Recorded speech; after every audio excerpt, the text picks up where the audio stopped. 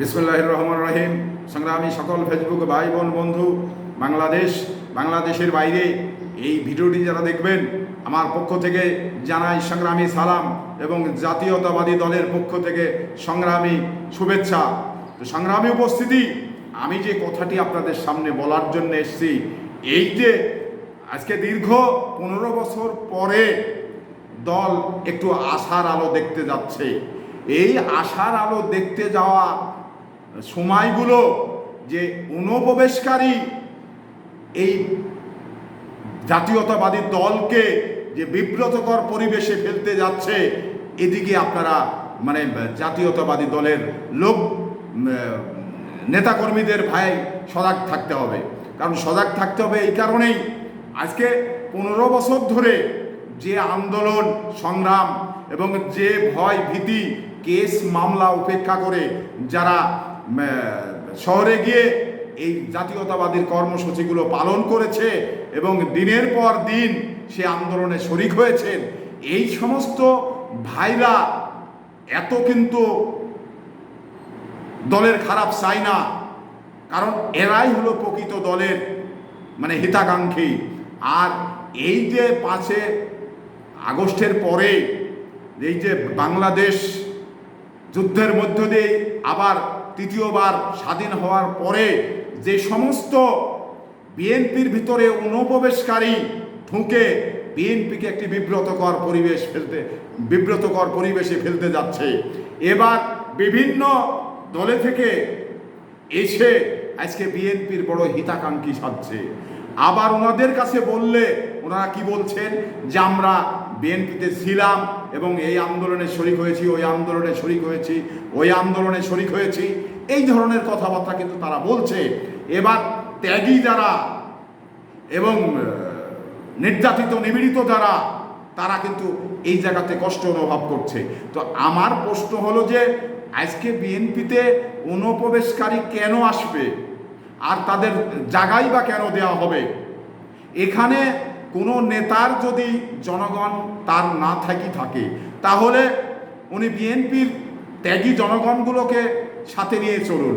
তো তা না চলে আপনি এই যে অনুপ্রবেশকারীদের নিয়ে আপনি ত্যাগী লোকদের বিব্রত করার চেষ্টা করছেন, অপমান করার চেষ্টা করছেন, এটা কি একটি ভালো দিক? এটা কি কোনো দলের ভালো চাওয়া লোকের কাজ? আমি মনে করি না। তো আজকে বিএনপি এই রাষ্ট্র পরিবর্তন হওয়ার প্রায় 1 মাস কয়েকদিন হলো। তো এই স্বল্প সময়ে বিএনপি যারা ত্যাগী নির্যাতিত নিপীড়িত মানুষ, তারা আসলে দল এখনো কিন্তু ক্ষমতায় যায়নি। তাহলে কি পাচ্ছে তারা, আর কি পাবে? আর পেলে তো এই নির্যাতিত নিপীড়িত লোকই পাবে, এই অনুপ্রবেশকারীকে তো দেওয়া হবে না। কারণ আওয়ামী লীগের আমলেও সুবিধা নিয়েছেন, আবার বিএনপিতে এসেও আবার যদি আপনি অনুপ্রবেশ করে সুযোগ সুবিধা নিতে যান, তাহলে এটা ত্যাগী নেতাদের জন্য চরম একটি লজ্জার বিষয়। তো এই বিষয়গুলো আসলেই ত্যাগী নেতা যারা, নির্যাতিত নিপীড়িত নেতা যারা, কর্মী যারা, তাদের দলের হাইকমান্ড তাদের দিকে লক্ষ্য করতে হবে। কারণ অনুপ্রবেশকারীর কোনো দল নেই,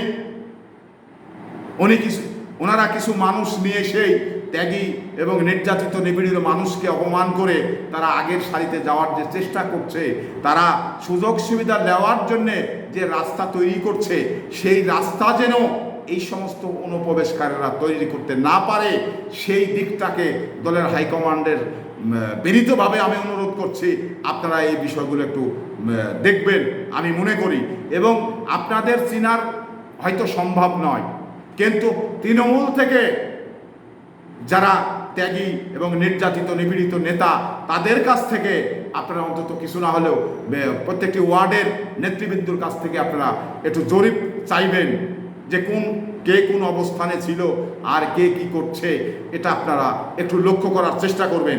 আরেকটি জিনিস, আপনি একটি নেতার বাড়ি বা একটা আসন বাঘা চারঘাট, এই আসনের বাগার শেষ প্রান্তে একজন লোক যদি চারঘাটে নেতার বাড়িতে গিয়ে বলে একজন অস্বচ্ছ লোকই মনে করেন, অস্বচ্ছ লোকই নেতার বাড়িতে যা যদি মনে করেন যে ভাই আমি এই করেছি সেই করেছি, মানে অতি ভক্তি চোরের লক্ষণ, এরকম একটি কথা আছে। কারণ অস্বচ্ছ মানুষগুলো সত্য মিথ্যা বলে উনি নেতার কাছে সেট হওয়ার একটি চেষ্টা করে, তো সেই কথাগুলো বলেই নেতার কাছে সেট হবে। কিন্তু নেতাকে একটু উচিত হবে, আমি মনে করি নেতার একটু উচিত হবে ওই যে জায়গায় এই অনুপ্রবেশকারীর বাড়ি, ওর আশেপাশের যারা নির্যাতিত নিপীড়িত নেতারা রয়েছেন তাদের কাছে একটু তার বায়োডাটা নেবেন, একটু তাদের জিজ্ঞাসা করবেন যে এই লোকটি আমার কাছে আসছে, আসলে এই লোকটি কেমন গো, কোথায় ছিল, কি অবস্থা, একটু নেতারা আমার মনে হয় এই খবর, এই খোঁজ খবরটা নিলে দলের জন্য একটু ভালো হয়, কারণ অনুপ্রবেশকারীর জায়গা থাকে না।